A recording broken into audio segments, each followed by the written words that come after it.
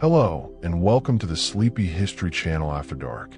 Tonight we're drifting off into the history of historic moments that changed how we sleep, from the ancient rhythms, evolution of societies, and the modern busyness of life that has disrupted our abilities to heal our bodies naturally. Let's dive in. Close your eyes for a moment and imagine a world without alarm clocks, without streetlights, without the gentle hum of electricity that fills our modern nights. This is where our story begins, not with a single moment, but with a rhythm as old as humanity itself. Long before we built cities or planted crops, our ancestors lived by a sleep pattern we've almost entirely forgotten. They didn't sleep the way we do now, in one solid, 8-hour block. Instead, they practiced something called biphasic sleep, a pattern that would dominate human rest for thousands of years. Picture this. As darkness fell across the African savanna, early humans would gather together, seeking safety in numbers. They would sleep for perhaps 4 hours, then wake in the deep middle of the night. This wasn't insomnia. This was natural. In these quiet hours between sleeps, they would tend the fire, share stories in hushed voices, make love, or simply lie in peaceful contemplation beneath stars so bright we can barely imagine them today. Then, as the night wore on, they would return to sleep until dawn painted the sky. This pattern served them well. That midnight waking kept the fire burning through the night, protected the group from predators, and created space for the quiet intimacy that bound communities together. For hundreds of thousands of years, this was simply how humans slept. But then, something began to change. Around 10,000 BCE, humanity took its first great leap away from ancient sleep patterns. We planted seeds. We built permanent homes. The agricultural revolution didn't just change what we ate. It transformed when and where we rested. Neolithic farmers created the world's first bedrooms, carving sleeping platforms from stone and mud brick.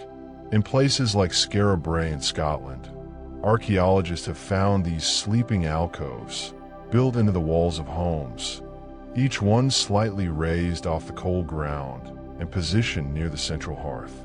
For the first time, sleep had a dedicated space. For the first time, families could sleep apart from the elements, protected by walls they had built themselves. The vulnerability of sleeping under open stars was becoming a memory. As settlements grew into civilizations, sleep became more than just rest. It became a statement. In ancient Egypt, around 3000 BCE, the wealthy began elevating their beds on legs, lifting themselves further from the ground where scorpions and snakes might crawl. These weren't just practical choices, they were declarations of status. The higher your bed, the more important you were. Pharaohs slept on beds inlaid with gold and ivory, their heads resting on wooden headrests that protected their elaborate hairstyles while they dreamed. But perhaps the most profound change came not in how we slept, but in when we slept and when we didn't. The ancient world discovered something that would echo through millennia. Humans could cheat sleep, at least temporarily. Around 3000 BCE, civilizations across Mesopotamia, Egypt, and China began using oil lamps with remarkable efficiency. Suddenly, the sun setting didn't mean the day had to end. Scribes could work into the night. Priests could perform midnight rituals. The wealthy could host evening banquets that stretched toward dawn. This was revolutionary and dangerous. For the first time in human history, we had the technology to ignore our bodies' ancient rhythms. The Egyptians wrote warnings about staying awake too long, describing it as an imbalance that could anger the gods. They weren't entirely wrong. They simply didn't have our modern vocabulary to describe what we now know as sleep deprivation. Yet, even as we gained the ability to extend our days, we also developed our first theories about why sleep mattered.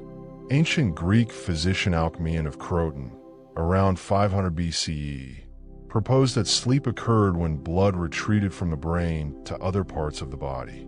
He was wrong about the mechanism, but right about something crucial.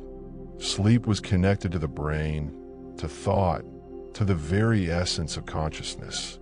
This was among the first scientific attempts to understand what happens when we close our eyes. The Greeks and Romans took sleep seriously in ways we might find surprising. They believed dreams carried messages from the gods.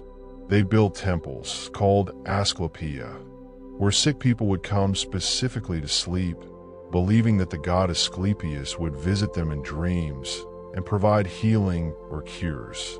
This practice of temple sleep or incubation was so trusted that people would travel hundreds of miles to spend a single night in these sacred sleeping chambers.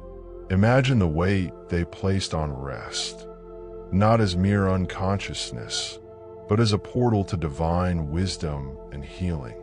Sleep wasn't downtime, it was holy time.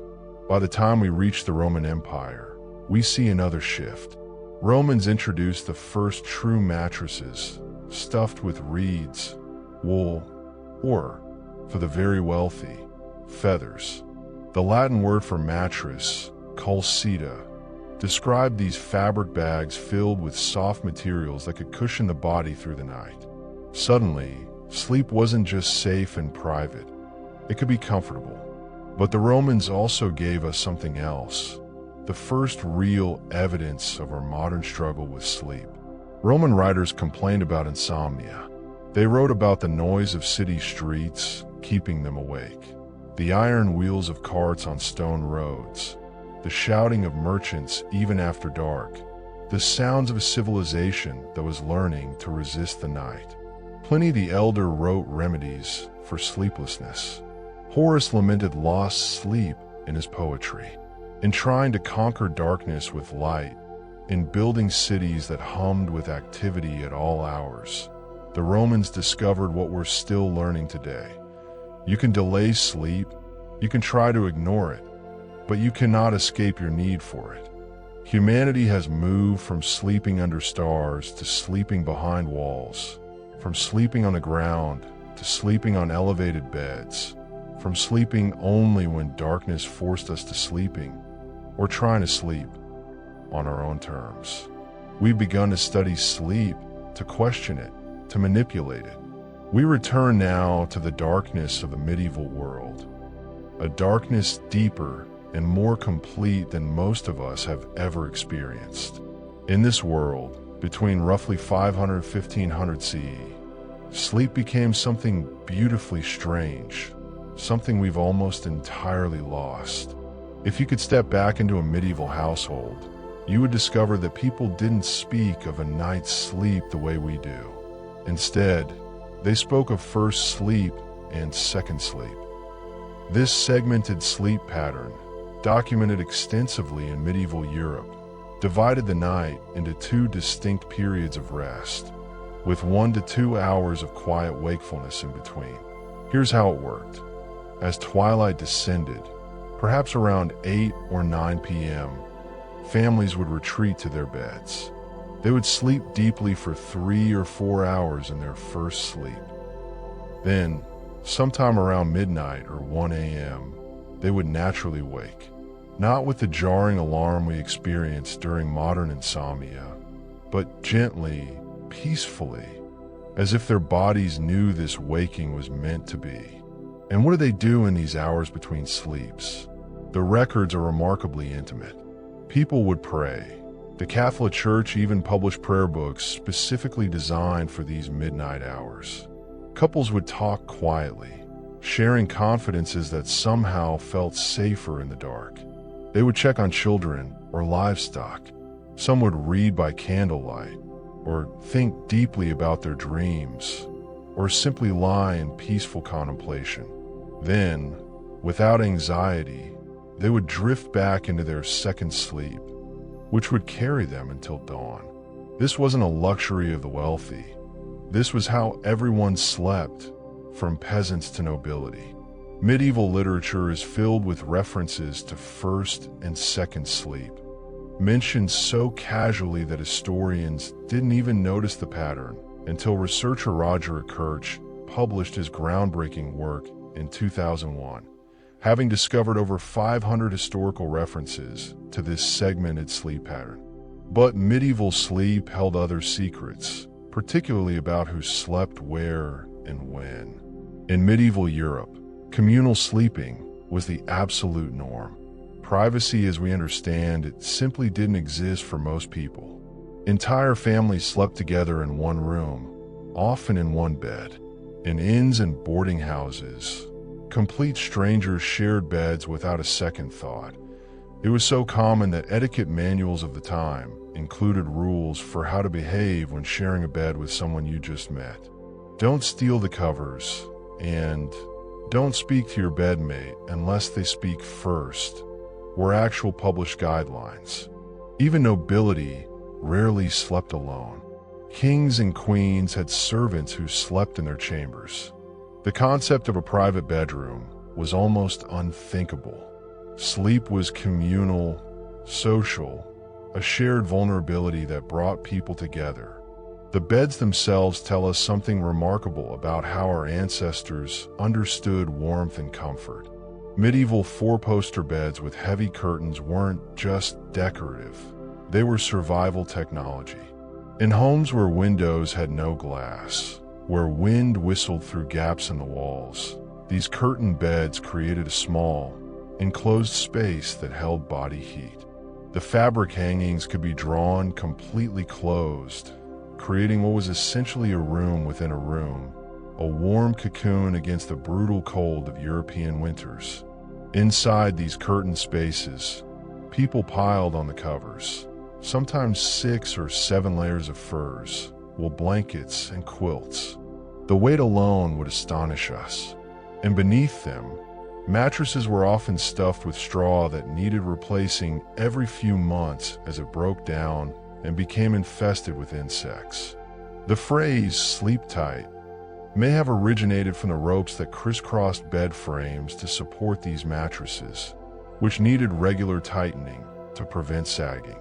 This was sleep as hard work, maintaining your bed, sharing your space, managing the cold and the pests and the inconveniences that came with rest in a pre-modern world. But then, slowly, quietly, something began to change. The Renaissance was dawning, bringing with it new ideas about privacy, individuality, and time itself. By the 16th century, the wealthy began to demand separate bedrooms. This marked a profound shift in human consciousness. The idea that sleep should be private, that we should retreat from others when we rest. Architecture began to change. Houses sprouted corridors and hallways that hadn't existed before, allowing people to reach individual rooms without passing through shared spaces. Sleep was becoming less communal, more isolated. At the same time, the invention of the mechanical clock in the 14th century and its gradual spread through the 15th and 16th centuries began to standardize time itself. Church bells had always rung out the hours for prayer, but now clocks in town squares divided day and night into precise, measurable units. Time was no longer fluid, marked by the sun's position or the cock's crow. Time became exact, rigid, unyielding. This changed everything about sleep. For the first time, you could be late to bed or early to rise with precision. You could measure exactly how long you'd slept. The natural rhythm of darkness and light was being replaced by the mechanical rhythm of gears and springs. And with standardized time came something that would eventually kill the divided night. Increasing urbanization and the rise of street lighting in major European cities during the 16th and 17th centuries. Amsterdam, Paris, London. These cities began installing lanterns on major streets, creating pools of light that pushed back the darkness. The night was no longer complete, no longer total. The profound blackness that had made that midnight waking feel natural and peaceful was beginning to fade. Coffee arrived in Europe from the Middle East around 1600, and it spread like wildfire. Coffee houses became centers of social and intellectual life, and for the first time in history, humans had easy access to a powerful stimulant that could override their natural need for sleep. You could stay awake longer. You could work through the evening. You could fight your body's ancient rhythms with a bitter drink that promised alertness and energy. The scientific world was waking up to sleep too. In 1672, a London physician named Thomas Willis published one of the first medical texts dedicated to sleep disorders, describing what we now call sleep apnea, narcolepsy, and restless leg syndrome.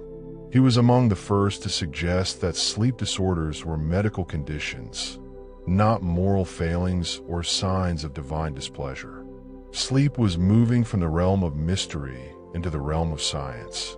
By the end of the 17th century, another change was underway, this time in what we slept on. The wealthy began importing cotton from India and the Americas, leading to the creation of lighter, washable sheets and nightclothes. Before this, most people slept in the same clothes they wore during the day, or in heavy linen shifts. The idea of special clothing just for sleeping, of pajamas and nightgowns, was revolutionary.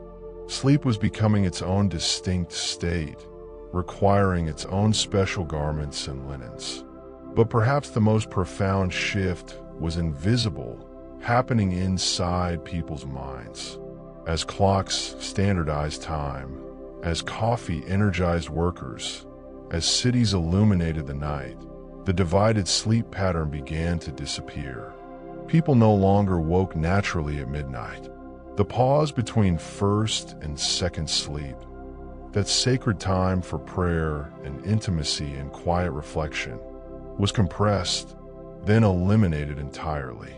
By the late 18th century, references to first and second sleep were vanishing from literature.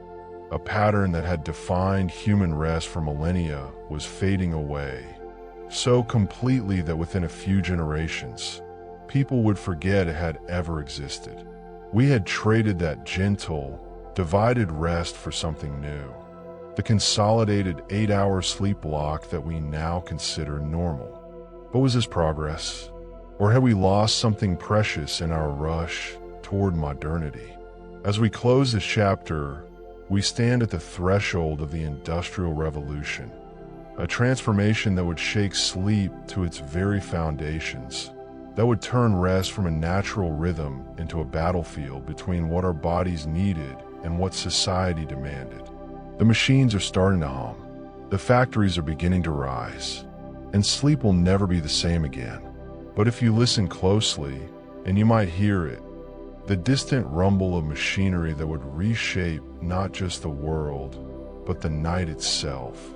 We've arrived at the threshold of the Industrial Revolution, and with it comes a transformation so profound that sleep itself becomes a commodity, something to be managed, minimized, and controlled. The change began not with a single invention, but with a shift in thinking. Time, which had once flowed like water, was now being measured, packaged, and sold. And if time could be sold, then sleep, all those hours of darkness when workers produced nothing, became expensive. In 1784, Benjamin Franklin published his famous essay, An Economical Project, proposing that Parisians could save money on candles by waking earlier to use morning sunlight. Though meant partly as satire, his suggestion revealed a growing obsession. Sleep was beginning to be seen as wasteful, an inconvenient interruption of productivity. Franklin's phrase, "early to bed and early to rise," makes a man healthy, wealthy, and wise became a mantra of the industrial age. Sleep wasn't just about rest anymore. It was about morality and success. But the real transformation came with light itself. In the early 1800s, Cities across Europe and America began installing gas lighting on a massive scale. London led the way, and by 1823, over 40,000 gas lamps illuminated its streets. For the first time in human history, night wasn't really night anymore, at least not in the cities. The darkness that had once been absolute, that had made our ancestors retreat naturally into rest, was now negotiable. You could walk city streets at midnight and see nearly as clearly as at dusk. This changed everything. Shops stayed open later. Factories could run evening shifts. Entertainment venues flourished after dark. The music halls and theaters of Victorian London regularly ran until midnight or beyond. Night, which had always meant rest, now meant possibility. And with that possibility came a price. The factory system, fully established by the 1830s and 1840s, introduced shift work on an unprecedented scale. For the first time, large numbers of people were expected to sleep during the day and work at night, fighting against millions of years of evolutionary biology. Where they worked rotating shifts, their sleep schedules thrown into chaos week after week. Mill workers in Manchester, textile workers in Massachusetts, miners in Wales, all found themselves sleeping in snatches whenever the machines would let them. The phrase, industrial sleep deprivation, should have been coined right then. Workers were sleeping 5 or 6 hours a night, sometimes less. Children, and yes, children as young as 6 worked in these factories, those standing up at their machines. Accidents multiplied, health deteriorated, but production numbers rose, and in the cold calculus of early capitalism, that was what mattered. The very beds people slept in reflected this new harsh reality. In overcrowded industrial cities, the practice of hot bedding became common, where beds were rented in shifts, with one worker sleeping while another worked, then switching places. The bed was literally still warm from the previous occupant. Privacy had vanished. Even the divided sleep of medieval times, with its gentle midnight waking, seemed luxurious compared to this exhausted collapse into whatever space was available. Yet even as the Industrial Revolution bruised and battered sleep, it also sparked the scientific study that would eventually help us understand what we were losing. In 1834, a Scottish physician named Robert Macnish published The Philosophy of Sleep, one of the first comprehensive scientific texts examining sleep as a physiological process. He described different stages of sleep, discussed dreams, and importantly, argued that sleep deprivation was a serious threat to health. He was fighting against the growing cultural tide that saw sleep as laziness, trying to prove that rest was biological necessity, not moral weakness. His voice was one of many beginning to push back against industrial excess. Social reformers started documenting the horrific conditions in factories, including the sleep deprivation of workers. Slowly, painfully, labor laws began to emerge. By the 1840s and 1850s, some countries were limiting work hours, particularly for children. These weren't generous limits, often still 12 hours a day, but they acknowledged something crucial. Humans needed rest. The industrial age also gave us a new kind of sleep problem, the alarm clock. While mechanical alarm devices had existed in limited forms before, the first patent for a modern alarm clock was filed by Antoine Retier in France in 1847. Now you could wake yourself at a precise moment, regardless of whether your body was ready. You didn't need the sun, or a rooster, or a church bell. A small mechanical device would jolt you from sleep exactly when your employer needed you, not when your body had finished resting. Think about what that means. For all of human history, people woke naturally with the sun, or perhaps slightly before it. Now, for the first time, Millions of people were being shocked awake by clanging bells, torn from deep sleep because a clock decided it was time. We had handed control of our waking moments to a machine.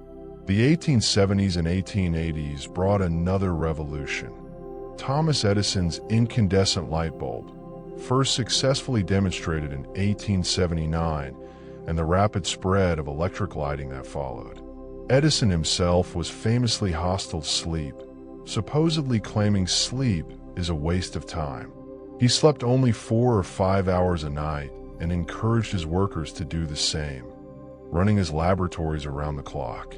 But Edison's light bulb did something far more insidious than just illuminate rooms. It severed the last connection between light and the sun. Gaslight had been bright, but it was still finite, still somewhat special. Electric light was instant, reliable, and could be turned on anywhere, anytime. Within 2 decades, cities were bathed in electric light.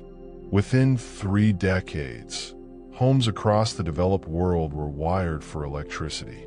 The circadian rhythm, that ancient internal clock that had regulated human sleep for millions of years, was under direct assault.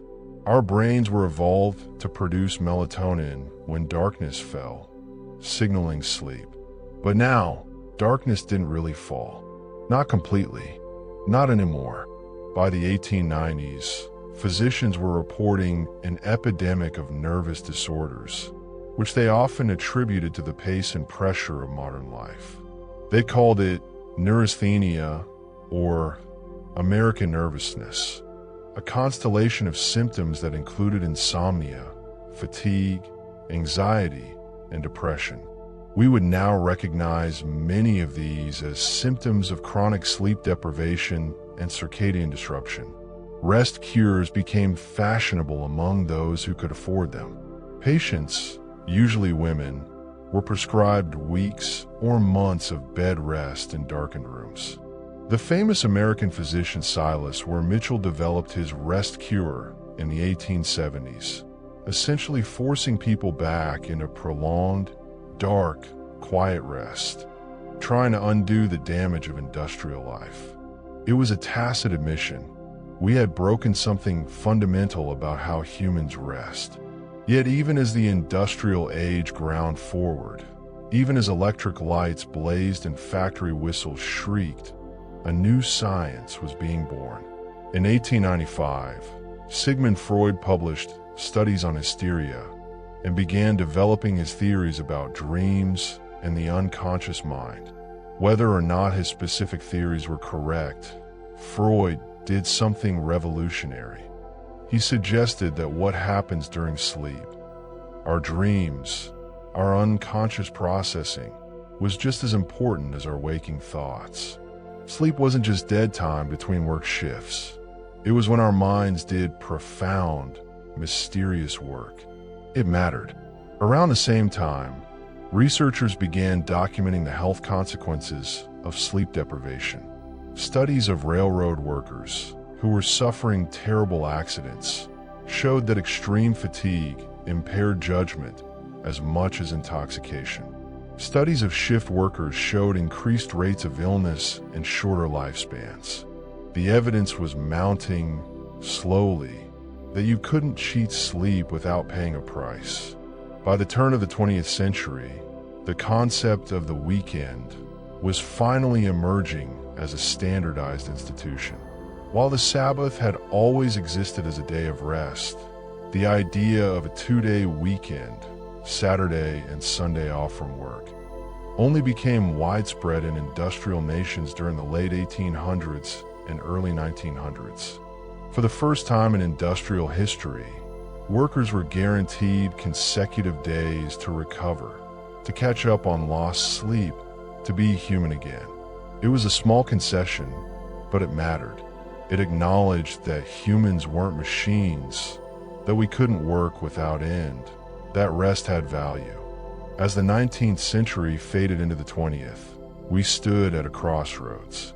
The industrial age had shown us that we could fight sleep, that we could use technology to extend our waking hours almost indefinitely. But it had also shown us the cost: exhausted workers, epidemic nervous disorders, bodies and minds breaking under the pressure. The question hanging in the air as 1900 approached was this: would the 20th century bring us wisdom about sleep, or would it bring us new and even more effective ways to avoid it? The answer, as we'll discover, will be both, in ways no one could have imagined. The 20th century dawned with electricity humming through city streets and factory whistles marking time with mechanical precision. But something else was awakening too: a curiosity about what actually happens when we close our eyes. For all of human history, sleep had been a mystery, a black box of unconsciousness. That was about to change. The transformation began quietly, in laboratories where scientists were learning to measure the invisible. In 1924, German psychiatrist Hans Berger made a discovery that would revolutionize our understanding of sleep. He recorded the first human electroencephalogram, or EEG. By placing electrodes on the scalp, Berger could detect the electrical patterns of the brain. And what he found astonished him. The sleeping brain wasn't quiet at all. It pulsed with activity, generating distinctive wave patterns that changed throughout the night. For the first time, we could see that sleep wasn't simply an off switch. Something was happening in there, something complex and dynamic. The brain during sleep was like a city at night, not dark and empty, but alive with different activity than daytime brought. But Berger's discovery was just the beginning. It would take decades before we truly understood what those brainwaves meant. Meanwhile, the world was changing in ways that would make sleep both easier and harder than ever before. The 1920s and 1930s saw the rise of the modern bedroom as we know it, a private space, increasingly separated from the rest of the home, designed specifically for sleep. The wealthy had enjoyed private bedrooms for centuries, but now middle-class families in America and Europe were building or buying homes with individual bedrooms for parents and children. This was a remarkable moment in human history. After thousands of years of communal sleeping, of shared beds and shared rooms, privacy and sleep was becoming normal, even expected. You could close a door and be alone with your dreams. The beds themselves were transforming too. In 1926, the Simmons Company introduced the modern innerspring mattress, making comfortable sleep available to the masses at a reasonable price. No more straw, no more lumpy cotton batting. Coiled springs distributed weight evenly, creating a sleeping surface that previous generations could barely have imagined. Sleep could be comfortable, consistently comfortable, for almost everyone. But comfort at home was increasingly at odds with the demands of modern life. The 1930s brought the widespread adoption of shift work in industries beyond factories. Hospitals, police forces, fire departments, and utilities all began running 24-hour operations. This meant more people than ever were fighting their circadian rhythms, trying to sleep when the sun was up and work when the moon was high. The human body, evolved over millions of years to sleep at night, was being asked to ignore its deepest programming. Doctors were noticing the consequences. By the 1930s, medical literature was filled with studies on the health effects of shift work. Higher rates of digestive problems, cardiovascular issues, and what they called chronic fatigue syndrome. But economic pressures were stronger than medical concerns. The modern world demanded round-the-clock operation, and workers would just have to adapt. Or would they? Some people were beginning to ask whether adaptation was even possible. Then came World War II, and with it, an unprecedented experiment in sleep deprivation and performance. Military researchers during World War II conducted extensive studies on how sleep deprivation affected soldiers' performance, learning that just one night without sleep could impair reaction time and judgment as much as being legally drunk. They studied bomber crews, submarine operators, and infantry soldiers, meticulously documenting what happened when you push human beings beyond their limits. The military needed this knowledge because modern warfare didn't respect day and night. Bomber missions flew around the clock. Submarines stayed submerged for weeks. Soldiers fought in conditions where sleep was a luxury that could get you killed. The research was grim but illuminating. Humans could function on very little sleep for short periods, but the debt accumulated, and eventually, it came due.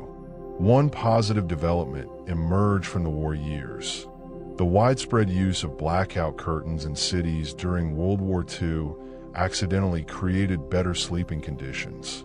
For the first time in decades, city dwellers were sleeping in truly dark rooms, without streetlights filtering through windows. Many people reported sleeping better than they had in years. It was an unintended reminder of what we'd lost with electric lighting. After the war, the world rushed back to progress, to growth, to the future. And sleep science rushed forward too. The breakthrough came in 1953, when graduate student Eugene Aserinsky and his professor Nathaniel Kleitman at the University of Chicago discovered REM sleep, rapid eye movement sleep. Using an EEG machine, they watched as sleeping subjects' eyes moved rapidly beneath their closed lids, and discovered that this was when most vivid dreaming occurred. They found something extraordinary. Sleep had stages, distinct phases that the brain cycled through each night. This discovery was revolutionary. Sleep wasn't a single state, it was a journey. Each night, we descended from light sleep into deep sleep, then rose into REM, where our brains became almost as active as when we were awake. We did this 4 or 5 times every night, cycling through these stages in roughly 90-minute intervals. Suddenly, the quality of sleep mattered just as much as the quantity. You could spend 8 hours in bed, but never reach deep sleep or REM, and you'd wake exhausted. The brain needed to complete its cycles, to do its nightly work of processing memories, consolidating learning, and clearing out metabolic waste. In 1957, Kleitman and one of his students, William Dement, published groundbreaking research showing that REM sleep was essential. When people were deliberately deprived of REM sleep, they became irritable, had difficulty concentrating, and experienced what's called REM rebound, where the brain desperately tried to make up lost REM time. Dreams weren't just random noise, they were necessary. William Dement would go on to become known as the father of sleep medicine. In the 1960s and 1970s, he established the first sleep disorders clinic and helped identify numerous sleep conditions that had previously been mysterious or misdiagnosed. One of the most important discoveries came in 1965, when doctors in France identified sleep apnea as a distinct medical condition. For centuries, people had suffered from this disorder, where breathing repeatedly stops during sleep, but it had been invisible, dismissed as snoring or bad sleep. Now we understood it was a serious medical condition that could lead to heart disease, stroke, and sudden death. Millions of people who'd spent their lives exhausted finally had an explanation. But even as science illuminated sleep, modern life was making it harder to achieve. The 1950s and 1960s saw the explosion of television into American and European homes. By 1960, nearly 90% of American households had a TV. And what did people do with this new technology? They put it in their bedrooms. For the first time, many people were falling asleep with a glowing screen just feet away, with stimulating content playing until the moment they closed their eyes, or sometimes continuing all night on channels that never went off the air. The invasion of the bedroom had begun.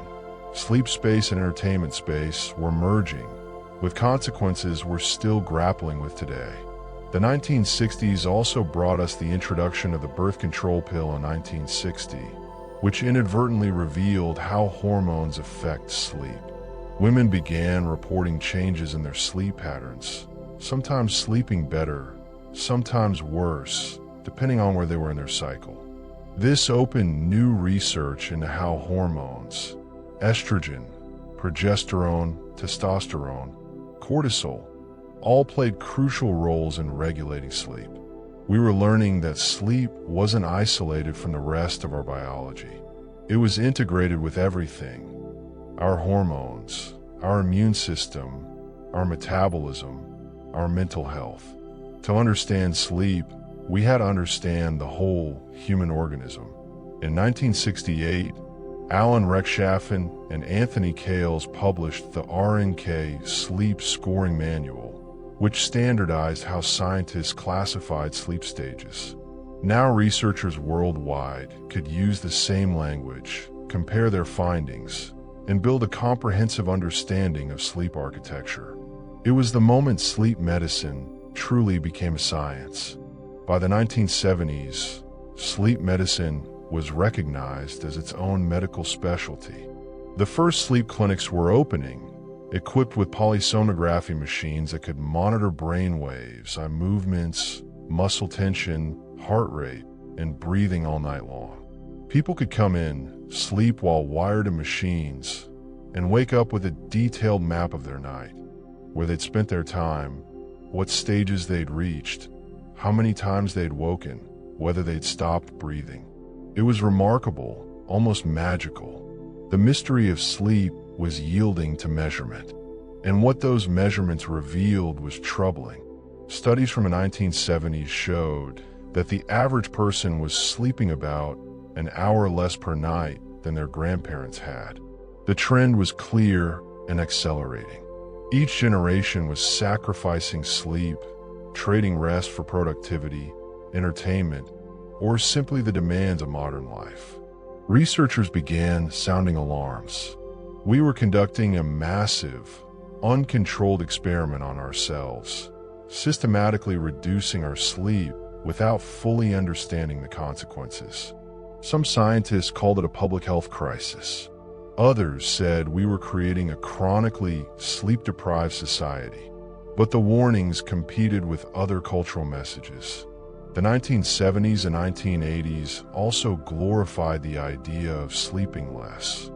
The successful executive who got by on 4 hours, the ambitious entrepreneur burning the midnight oil. Sleep was for the weak. Winners stayed awake. The science said one thing. The culture said another. As the 20th century moved into its final decades, we stood at a paradox. We understood more about sleep than ever before in human history. We knew it at stages. We knew it was essential for memory, health, and well-being. We could diagnose and sometimes treat sleep disorders, but we were sleeping less than ever. Our bedrooms were filled with televisions. Our cities blazed with light. Our schedules demanded more and more of our waking hours. We had solved the mystery of sleep just in time to watch ourselves systematically deprive ourselves of it. The final chapter of the 20th century, and the beginning of our own era, would see this tension reach a breaking point. New technologies were coming that would make everything both better and worse. The digital age was about to arrive, bringing with it both unprecedented sleep disruption and unprecedented tools for understanding and improving rest. The story wasn't over. In many ways, it was just beginning. We arrived now at the threshold of our own time, at the moment when everything changed one more time, perhaps more profoundly than ever before. The digital age didn't announce itself with fanfare when it came to sleep. It crept in quietly, screen by screen, until we found ourselves living in a world that never truly goes dark. The transformation began with a piece of technology that seemed, at first, to have nothing to do with sleep at all. In 1983, the first commercial mobile phone was released, the Motorola Dynatac 8000X. weighing nearly 2 pounds. It was expensive, impractical, and rare, but it represented something profound, the beginning of constant connectivity, the idea that you could be reached anywhere, anytime.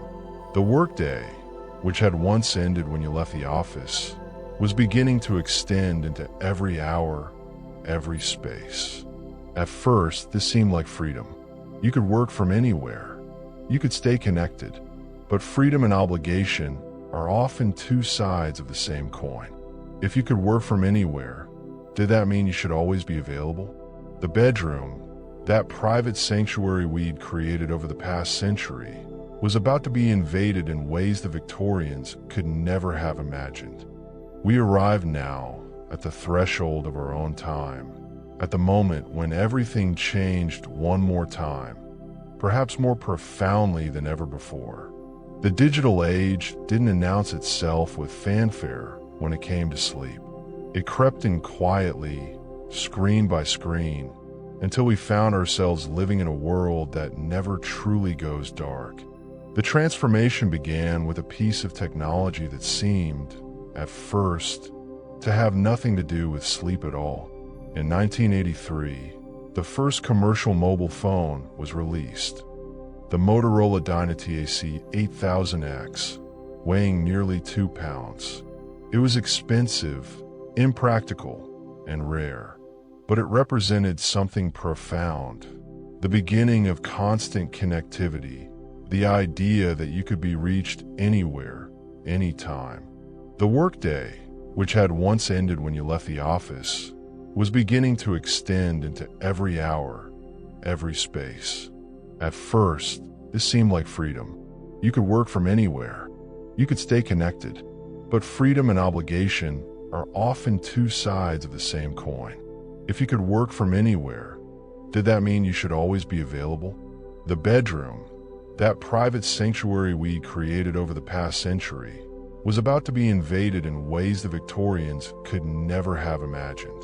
The 1980s brought another shift that would reshape sleep in unexpected ways. By the mid-1980s, the 24-hour news cycle became reality with the launch of CNN and other round-the-clock news networks. For the first time, there was always something new to watch, always breaking news, always a reason to stay tuned. News didn't wait for morning papers anymore. It happened in real time, all the time. This created a new form of cultural anxiety, the fear of missing out on important events while you slept. What if something happened overnight? What if the world changed while your eyes were closed? Sleep began to feel not just like rest, but like disconnection, like absence from the stream of constant information. But the real earthquake was still coming. In 1989, Tim Berners-Lee invented the World Wide Web, and by the mid-1990s, the internet was spreading into homes across the developed world. At first, it was slow, clunky, tied to desktop computers in home offices or living rooms. But it brought something unprecedented, infinite content, available at all hours. You could read, shop, chat, explore endlessly. There's always more, just one click away. The internet didn't respect bedtime. It didn't have closing hours. It existed in a perpetual present where 3 a.m. felt the same as 3 p.m. And what did we do with this technology? We began staying up later. Just one more website, just one more email, just one more search. The phrase, just one more, became the enemy of sleep. By the late 1990s, researchers were noticing something alarming. Studies showed that adolescents and young adults were sleeping significantly less than previous generations, sometimes as much as 2 hours less per night. The internet wasn't the only culprit, but it was a major one. For teenagers especially, the social world had moved online, and it never slept. To go to bed was to potentially miss conversations, drama, connections. Sleep was in competition with social belonging, and sleep was losing. Then came the devices that would change everything. In 2007, Apple released the first iPhone, and the smartphone revolution began. Within 5 years, these pocket-sized computers were everywhere. By 2012, over 1 billion people worldwide own smartphones. And where did these phones spend the night? On bedside tables, under pillows, in hands, even as their owners drifted towards sleep. The smartphone brought the entire world into the bedroom. Work emails, social media, news, entertainment, shopping, games, everything, glowing softly in the dark, just an arm's reach away. Scientific research in the late 2000s and early 2010s revealed what this was doing to our sleep. The blue light emitted by phone and tablet screens suppressed melatonin production, the hormone that signals our brains it's time to sleep. Looking at a bright screen before bed was essentially telling your brain it was still daytime, pushing your sleep schedule later and later. We called it social jet lag, the feeling of being constantly out of sync with your own circadian rhythm. The research was clear and damning, yet we kept scrolling. Part of the problem was that technology companies had learned something powerful. The most successful apps and platforms were designed to be addictive, using psychological principles like variable rewards and infinite scroll to keep users engaged. Every refresh of your social media feed was like pulling a slot machine lever. Maybe this time there would be something exciting.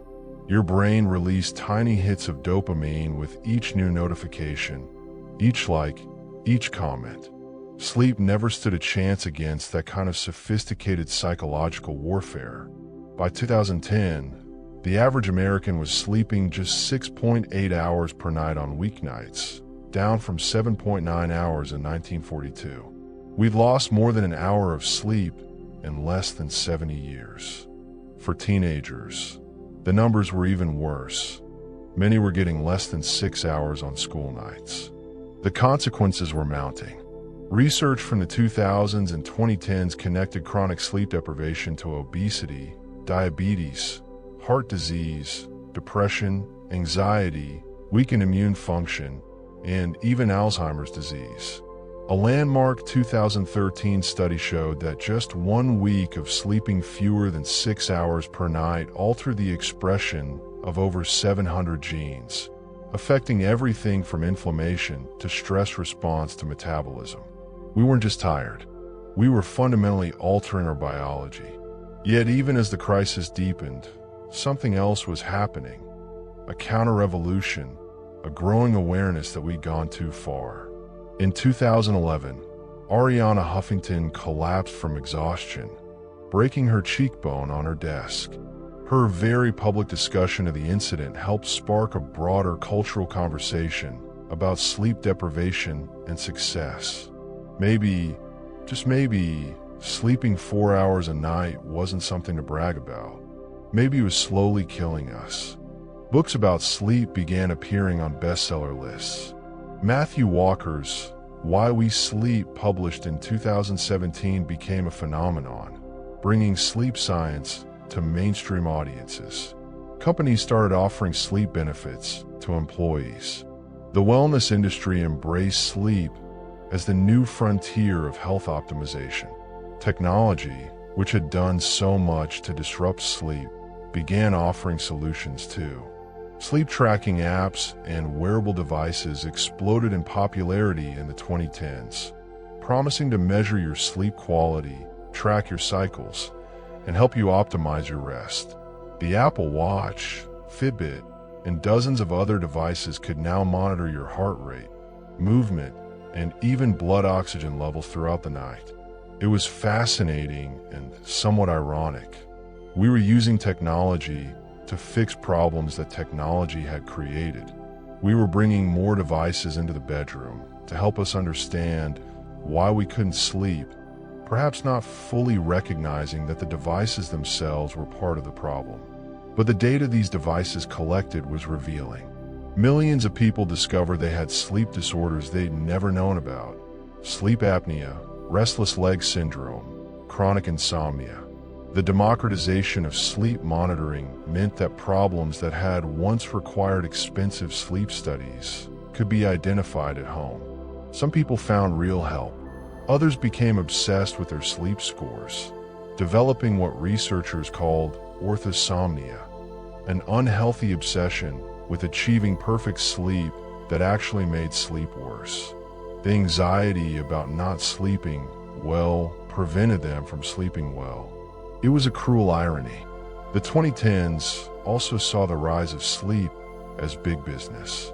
The sleep industry, including mattresses, pillows, apps, supplements, and sleep clinics, grew to over $70 billion by 2020. Mattress companies launched aggressive marketing campaigns, each claiming to have the perfect formula for rest. Melatonin supplements flew off shelves. White noise machines, blackout curtains, weighted blankets, sleep masks. An entire marketplace devoted to helping us reclaim what we'd lost. Some of these products helped. Many were just expensive placebos, but their existence pointed to something real, a deep cultural recognition that we had a problem, that sleep mattered, that we'd gone too far in our war against rest. The corporate world was slowly waking up too.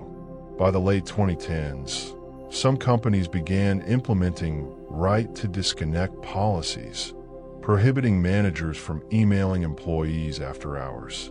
France actually passed a law in 2017 giving workers the legal right to ignore work communications outside of work hours. It was a small pushback against the tyranny of constant availability. Sleep pods appeared in progressive offices. Companies started offering sleep seminars. A few brave organizations even encouraged napping, bringing back a practice that many cultures had never abandoned, but that had become almost taboo in the modern workplace. And then 2020 arrived, bringing with it a pandemic that would disrupt sleep in entirely new ways.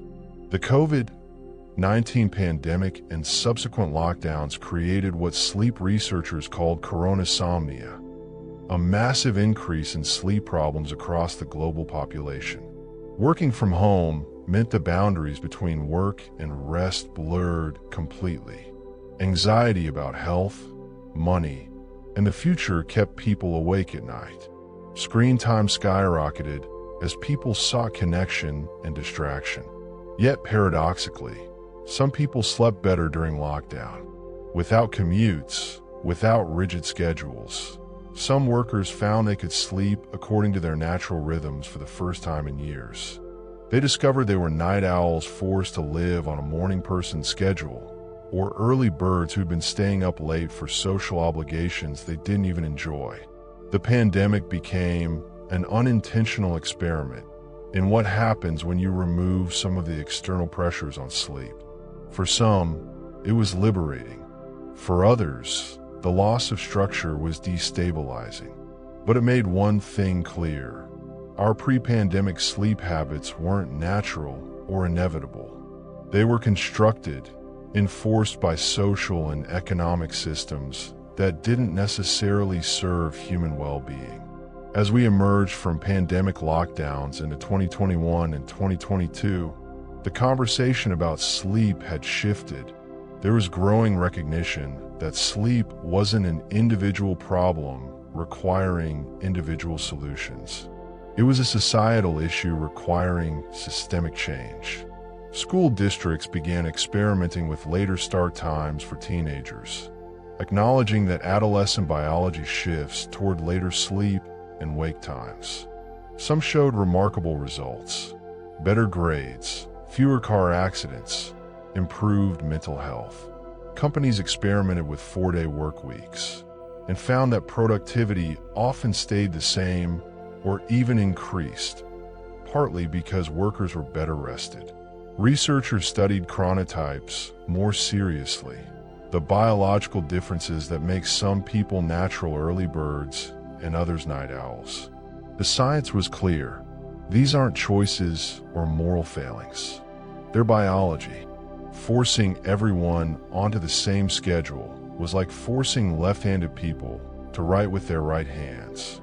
But change came slowly, resisted by economic pressures, cultural inertia, and the simple fact that our entire society had been built around the assumption that sleep was flexible, negotiable, less important than productivity.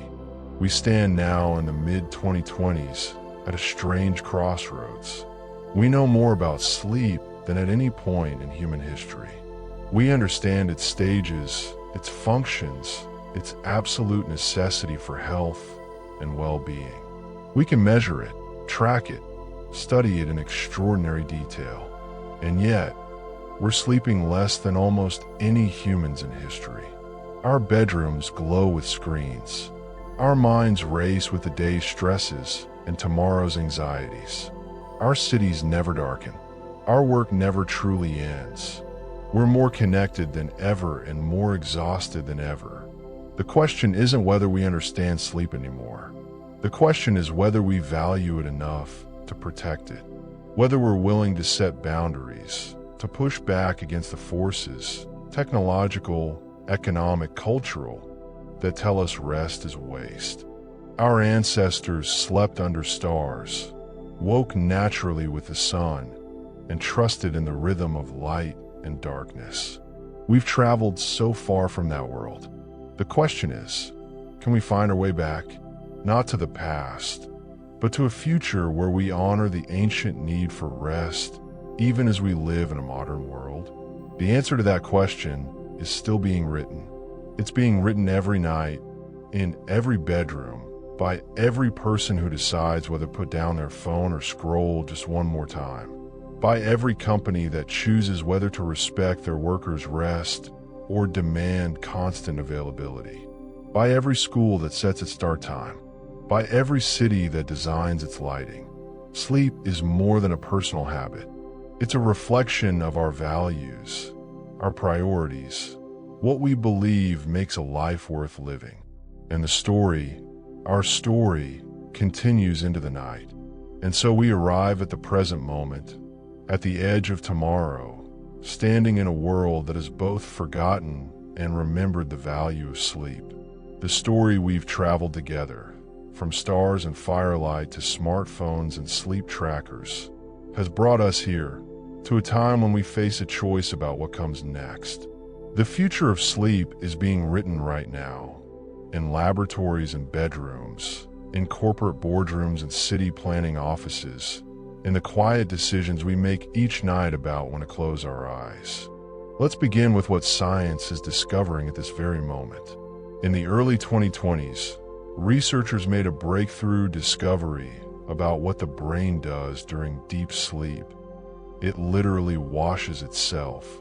Using advanced imaging techniques, scientists observed the glymphatic system, a waste clearance system in the brain, working most actively during deep sleep, flushing out toxic proteins including beta amyloid, which accumulates in Alzheimer's disease. Sleep isn't just rest, it's maintenance, a nightly cleaning cycle that keeps our brains healthy. This discovery reframed everything. Every night you shortchange your sleep, you're skipping the brain's housekeeping. Those proteins build up.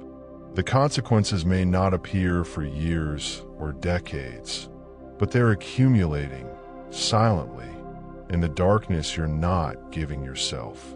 The implications are staggering, and they're driving new urgency in sleep research and public health policy. In 2023 and 2024, several countries and states began implementing laws to protect sleep. Following France's lead, Spain introduced regulations limiting after-hours work communications. Some U.S. states began considering similar legislation. These weren't just worker protection laws. They were sleep protection laws, acknowledging that constant connectivity was a public health threat. The corporate world, slowly but surely, is responding. Major companies including Google, Nike, and several financial firms have introduced nap rooms or rest pods in their offices.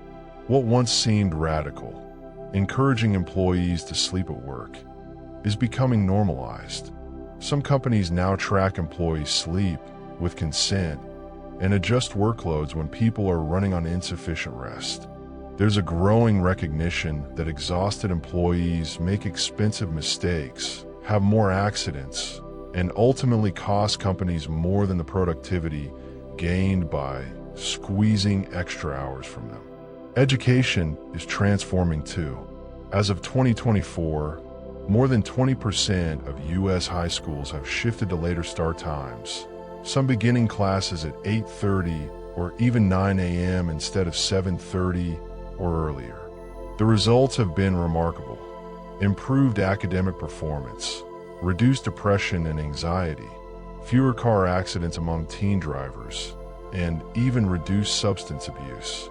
One school district in Seattle studied the change and found that students were getting an average of 34 more minutes of sleep per night, and their grades improved across the board.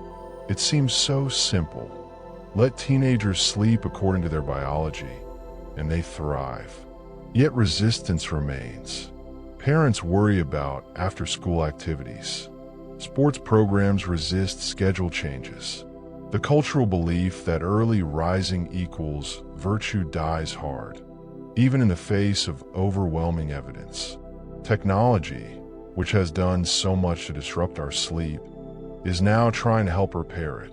Smart home systems are now integrating circadian lighting, LED bulbs that automatically shift their color temperature throughout the day, mimicking natural sunlight. They're bright and blue-tinted in the morning to help you wake, warm, and dim in the evening to encourage melatonin production. Your home can now support your sleep cycle rather than fighting against it. Sleep robots and AI-powered sleep coaches are entering the market. Devices that can detect your breathing, gently adjust their movements or sounds to help you relax, and even wake you during the optimal sleep phase so you feel more refreshed. Some use sonar to monitor your sleep without requiring you to wear anything, tracking your rest and learning your patterns over weeks and months. Are they gimmicks? Some probably are, but others represent genuine innovation, using technology to work with our biology rather than against it. Prescription digital therapeutics for insomnia received FDA approval in recent years. Apps that deliver cognitive behavioral therapy for insomnia, CBTI, through your phone, proven in clinical trials to be as effective as sleeping pills, but without the side effects or dependency risks. Sleep medicine is becoming democratized, accessible to people who could never afford traditional therapy. The pharmaceutical world is evolving too. New classes of sleep medications are being developed that work with the brain's natural sleep mechanisms rather than simply sedating. Dual orexin receptor antagonists, approved in the early 2020s, help people fall asleep by blocking the brain's wake-promoting signals, creating sleep that more closely resembles natural sleep than older medications achieved. We're moving away from the sledgehammer approach of knock yourself unconscious toward the precision of gently help your brain do what it's trying to do anyway. But perhaps the most exciting developments aren't about new technology at all. They're about remembering old wisdom. Interest in polyphasic sleep patterns has resurged, with some people experimenting with scheduled naps throughout the day rather than one long sleep period. While extreme versions are probably unsustainable, many cultures never abandon the siesta, that afternoon rest period our bodies naturally crave. Spain, Greece, and parts of Latin America have maintained this practice through modernity. Research suggests they might be onto something. Studies show that a 20 to 30-minute nap in the early afternoon can improve cognitive performance, creativity, and mood without interfering with nighttime sleep. Some researchers argue we'd all be better off with a brief midday rest, that fighting through the afternoon slump with caffeine is fighting against our biology. Could the future of sleep include a return to divided rest?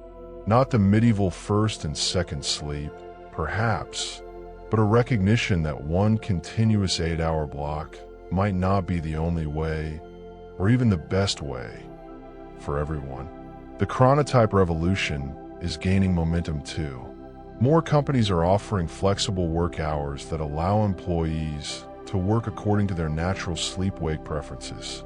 If you're a night owl, maybe you work 11 a.m. to 7 p.m. If you're a lark, maybe 7 a.m. to 3 p.m. The work gets done. People just do it when their brains are actually functioning well. Early results are promising. Higher job satisfaction, better performance, reduced burnout. It turns out that forcing everyone onto the same schedule was never necessary. It was just easier for managers. Cities are beginning to think about sleep too. Dark sky initiatives are reducing light pollution, not just for astronomy, but for health. Some cities are implementing quiet zones with noise restrictions during sleeping hours. Urban planners are considering how street lighting, traffic patterns, and even building design affect residents' sleep. Amsterdam has experimented with adaptive street lighting that dims when no one is around. Paris is exploring ways to reduce nighttime noise pollution. These are small steps, but they acknowledge something important. How we design our shared spaces affects our private rest. The conversation about sleep equity is growing louder too. Research has revealed stark disparities in sleep quality across racial, economic, and social lines. People in lower-income neighborhoods often experience worse sleep due to noise pollution, light pollution, housing quality, job schedules, and chronic stress. Sleep deprivation isn't distributed equally. It follows the same patterns as other health inequities. Addressing this requires more than individual solutions. It requires thinking about minimum wage. Can people afford to work fewer hours? Housing policy. Can people access quiet, dark, safe places to sleep? And healthcare access. Can people get treatment for sleep disorders? Community health initiatives are beginning to treat sleep as a social determinant of health, as fundamental as access to healthy food or clean water. Some cities have launched programs providing free sleep education, subsidized blackout curtains for low-income families, and noise reduction initiatives in loud neighborhoods. The pandemic taught us something unexpected about sleep. When given the chance, many people naturally gravitate toward different sleep patterns than their pre-pandemic schedules forced on them. Remote work has allowed millions to experiment with their natural rhythms for the first time, and many don't want to go back. This is creating tension with traditional office culture, but it's also creating opportunity. Maybe the future of work doesn't require everyone to be in the same place at the same time. Maybe we can build systems that accommodate human diversity in chronotype, in sleep needs, and how we rest and recharge. There's growing interest in what researchers call sleep banking, getting extra sleep before periods of expected sleep deprivation. Athletes have known this for years. Sleep more in the days before a big competition. Now, research suggests this might work more broadly. While you can't fully make up for chronic sleep debt, you can prepare your body for short-term challenges by resting well in advance. This has implications for healthcare workers, emergency responders, military personnel, and anyone else who faces unpredictable sleep schedules. Instead of just accepting exhaustion as inevitable, we might be able to prepare for it, minimize its impact. The science of dreaming is experiencing a renaissance too. Researchers are now able to communicate with people while they're lucid dreaming, aware they're dreaming while still asleep. In experiments, people have solved math problems, answered questions, and even communicated back to researchers using predetermined eye movements. We're beginning to understand that the boundary between waking and sleeping consciousness is more permeable than we thought.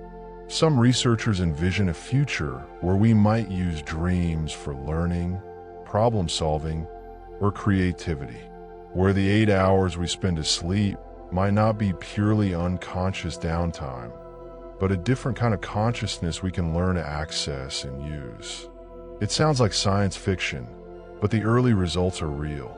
The question is whether we should pursue this, whether colonizing our dreams with productivity is wisdom, or just another way we'll destroy rest in the name of efficiency.